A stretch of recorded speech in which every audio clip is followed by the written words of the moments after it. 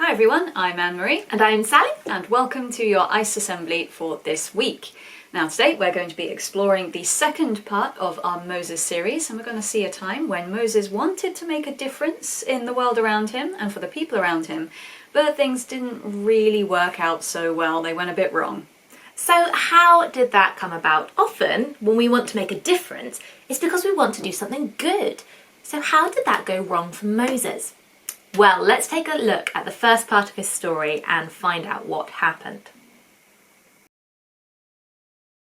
Many years later, when Moses had grown up, he went out to visit his own people, the Hebrews. He saw how hard they were forced to work.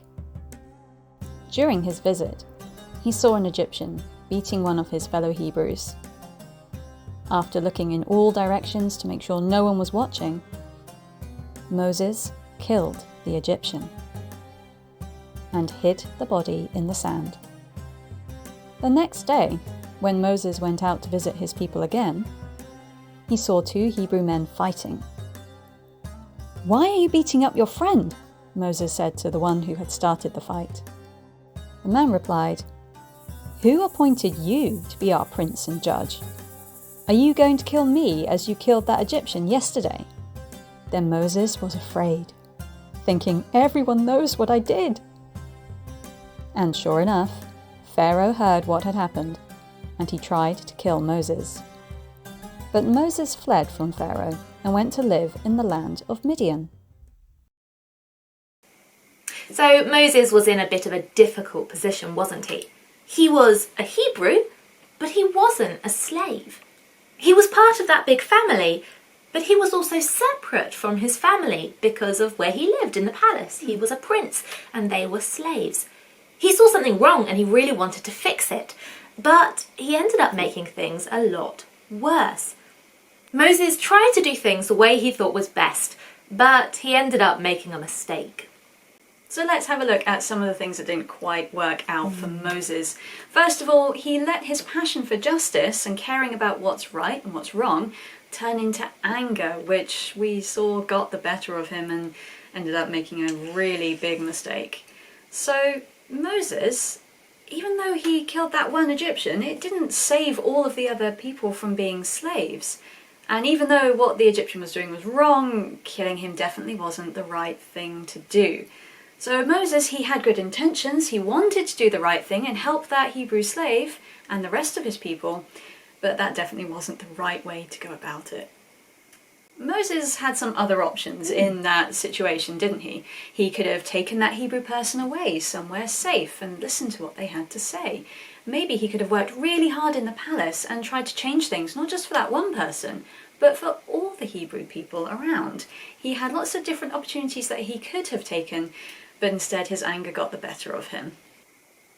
We can be passionate too, can't we? It's great to be excited for our friends and family, and it's great to be passionate about treating people fairly, about justice and caring for the people in our world. But it's important that we use that strong feeling in a way that's going to help people and not make things worse. It's a tool for us to use, not a weapon to harm others with.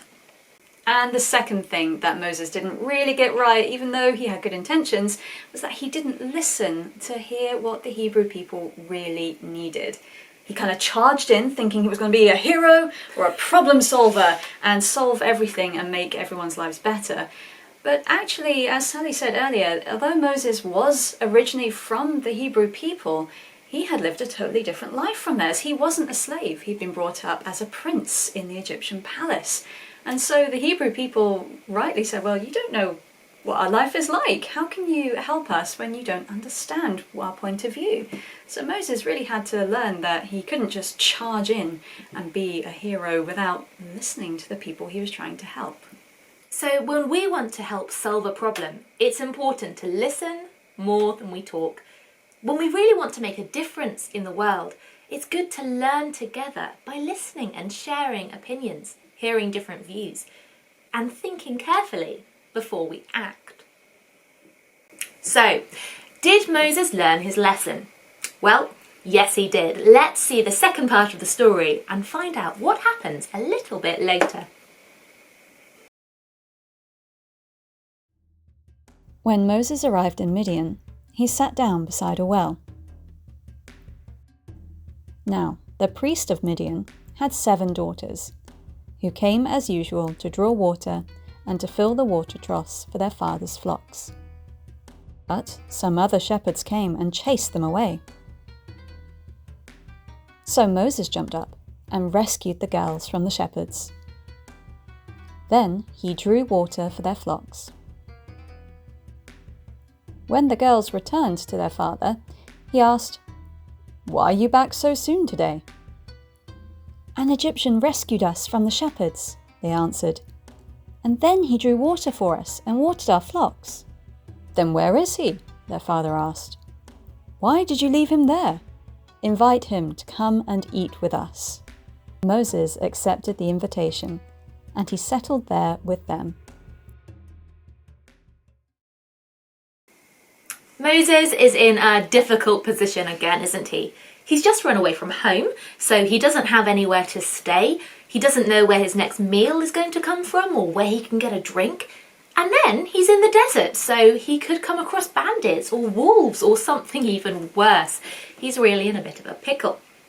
But Moses, his sense of caring for people hasn't changed, has it? Because when he comes across the shepherd girls, he really wants to help them when he sees they're being bullied. And the Bible doesn't tell us exactly what happened, but we can assume the way he went about helping the shepherd girls was much more peaceful than the first time he tried to help someone out, because they invited him home to spend time with their family. So what worked for Moses in that situation? Well, we see that he still wanted to care about what was right and what was wrong. He saw people who needed help, and he wanted to help them. But it looks like he changed how he did it. He changed the way that he acted in that situation. And it was a really great peaceful outcome for everyone. So maybe for us, we might feel a bit like Moses in that situation when we see we want to help someone. We might not always get it right. Sometimes we might even make the situation worse. But I hope that we can learn from Moses' story, where that situation didn't stop him from caring about people and wanting to do the right thing. Even though he'd had a bad experience in the past, he'd learned from those times and he changed the way that he acted in those situations so that he could act more peacefully to help bring peace to others. These are some important lessons that Moses was learning. And as we see through his story, he used these lessons to help him as he became a great leader, even through some challenging moments. I hope as we learn alongside Moses, we can discover lots of things that we can put into practice in our everyday lives as well, and make a difference right where we are.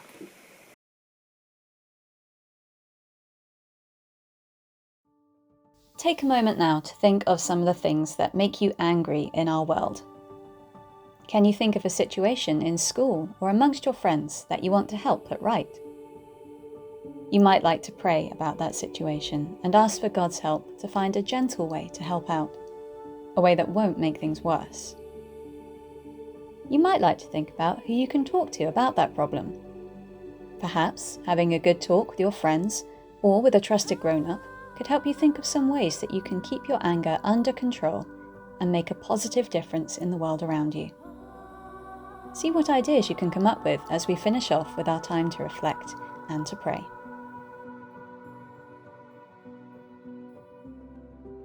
God of justice, thank you that you care about what's right and what's wrong. Thank you that you have given us hearts and minds that care about what's fair too. We're sorry that a lot of the time we let our anger take control, and sometimes we turn away from what's wrong and are afraid to speak out. We want to make a change.